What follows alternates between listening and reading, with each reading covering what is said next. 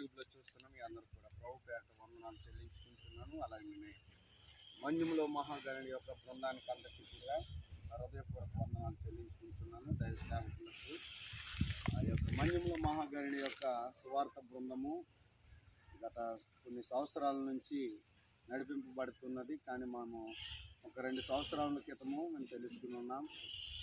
ఎంతోమంది మన్యంలో అనేక మంది క్రీస్తును తెలియకుండా నశించిపోతున్న ఆత్మలు ఉన్నాయి. ఆ ఆత్మలు రక్షించడానికి భారము యోహాను గారు యొక్క తరపున దేవుడు వారికి పెట్టిన భారమును బట్టి మేము ప్రభువుని స్తుతిస్తున్నాం. ఇలా సేవకులు విశ్వాసులు అయిన వారందరూ కూడా బృందముగా కలిసి దేవుని యొక్క సువార్తను ప్రకటన చేస్తున్నాం.